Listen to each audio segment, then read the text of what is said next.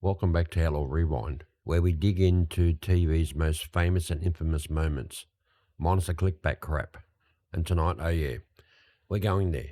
Season 4, Episode 11 of Seinfeld, The Contest, or as NBC executives like to call it, the episode that almost got us all fired. And just to spice it up, Jerry's dating Marla the Virgin, which is like balancing a glass of red wine on a bumpy dashboard. You know something's gonna spill. George caught by his mother. Look, when your mum catches you mid-personal time, that's trauma money can't fix. Unless you're George, who will absolutely turn it into a competition. Jerry, Elaine, Kramer and George put their dignity, or what's left of it, on the line. And here's the genius part. They never actually say the word masturbation once. NBC loved that. Not.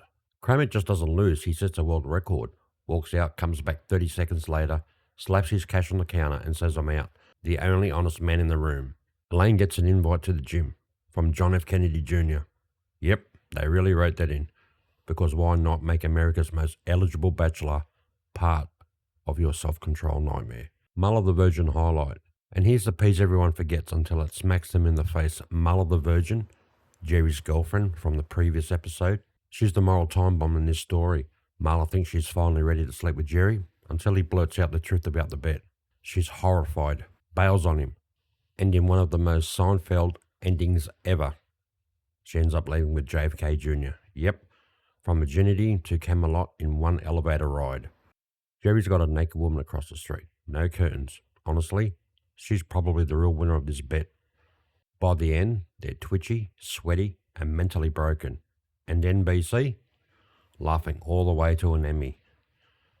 True story. This episode was based on a real bet Larry David had with friends. Also true, Julia Louis-Dreyfus didn't know who would win until the table read. Which if you think about it, it's kind of perfect. Now over to you, Sam. Seinfeld's most feared vendor ran. A kitchen, like a dictatorship, one wrong move, and no soup for you. But what's myth, what's real, and why did this episode piss people off? Let's slice through the clickbait. Jerry and the gang discover a soup joint with liquid gold, and rules like a military parade. One violation, and the owner bans you. Comedy classic, cultural catchphrase, endless memes. Soup Nazi was inspired by Al Yaganeh, the real chef behind Soup Kitchen International in Manhattan. He was famous for immaculate soup and stricter than strict ordering etiquette. Larry David and co. dialed it up for TV, but the bones came from reality. Fact inspired by a real vendor. Strict rules were already a thing. Why it was controversial? 3 main reasons. The nickname. Using Nazi for laughs sat wrong with some viewers, even in the 90s. Stereotype anxiety. The character's accent and severity sparked chatter about ethnic caricature in sitcoms. The real chef's reaction. Yaganeh reportedly hated the portrayal and the nickname. He felt it mocked his craft and scared off some customers. Myth, NBC invented the strict rules. Fact, regulars already knew the script step up. Order fast, no small talk. Myth, the actor was a one-off gag. Fact, Larry Thomas crushed the role and earned an Emmy nomination for Outstanding Guest Actor. Myth, the bit killed the real business. Fact, the brand later expanded as the original Soup Man, then had unrelated corporate drama years later. The episode didn't sink the soup. Behind the scenes, Larry Thomas based his performance on laser-precise rhythm. Minimal lines, maximum tension. The joke isn't cruelty, it's order versus chaos. The more the gang breaks rules, the funnier the snap ban lands. Cultural impact. The catchphrase detonated across culture, for better and worse. It's quotable, sure, but it also sparked the bigger convo. Where's the line between satire and stereotype? Soup Nazi still gets laughs and still gets think pieces. That's why it endures. The take. Here's the real read. The episode works because it's about obsession with rules, with perfection, with soup. Respect the line, respect the ladle, or walk away hungry. Order right, enjoy the soup. Tired of Seinfeld shock lists that get the facts wrong? Stick here. We bring receipts, not rage bait. Over to you, Outlaw.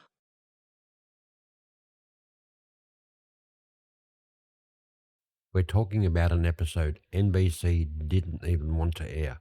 Season 2, Episode 11, The Chinese Restaurant. Otherwise known as 3 people standing around for 23 minutes waiting for a table. And somehow it's brilliant. The setup. Jerry, George and Elaine are just trying to grab dinner before a movie. That's it. No Kramer, no subplots. Just one long painful wait in the restaurant lobby. While the maitre d' keeps telling them 5, 10 minutes. NBC's panic. When Larry David handed NBC this script, the suit said, "This is nothing." And Larry went, "Exactly." They actually threatened to pull it, called it too boring for TV. Larry's answer, "If you cut it, I quit.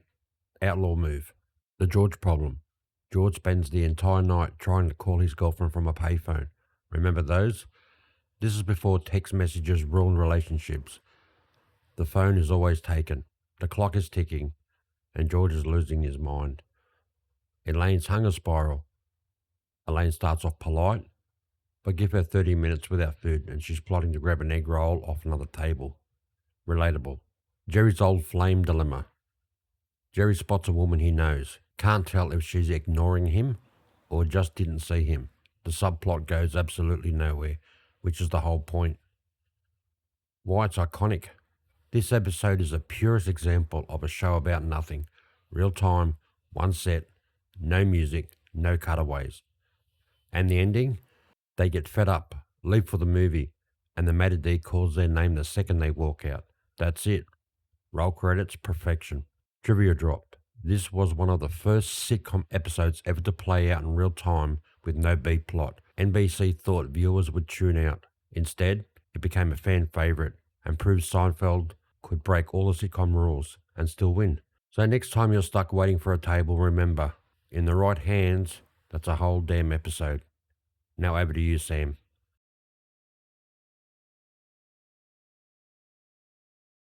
The Puerto Rican Day. On the surface, just Jerry and the gang stuck in parade traffic, but under the hood, one of the most infamous Seinfeld episodes to ever air, and then disappear.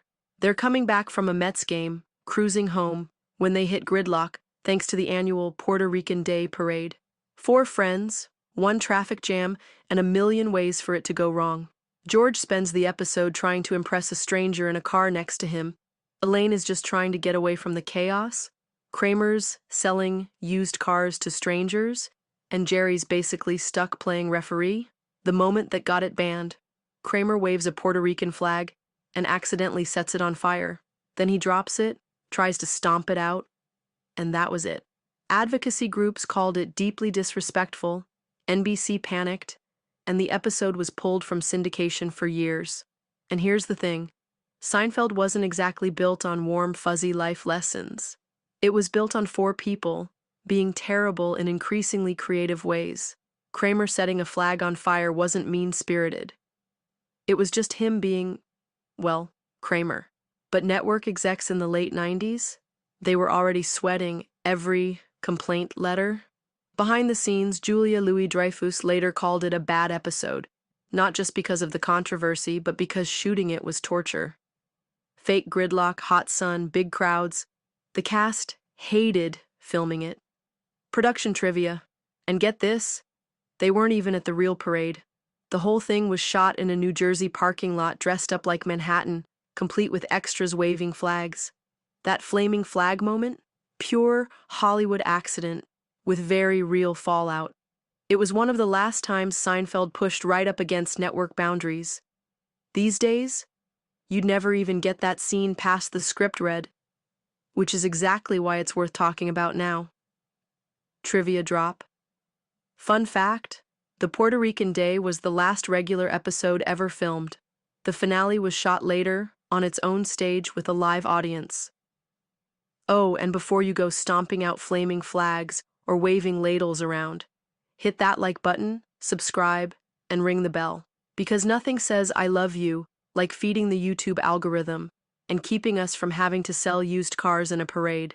Seriously, it takes you one click, but it keeps us in coffee and bad life choices. The Puerto Rican Day really did get yanked from syndication for a while. When it first aired in May 1998, advocacy groups, particularly the National Puerto Rican Coalition, complained that the flag-burning gag was disrespectful. NBC responded by apologizing and pulling it from their reruns package. For a few years, you couldn't see it in regular Seinfeld rerun cycles on TV. Stations just skipped over it. It slowly crept back in around the early 2000s, but some networks still avoided it for a while. By the time the DVD box sets came out, it was back in full rotation with no edits. So, yeah, it wasn't banned forever, but for a chunk of time after 1998, it was definitely off the air in most US markets. Thanks for watching. We don't clickbait or bullshit here. Outlaw Rewind.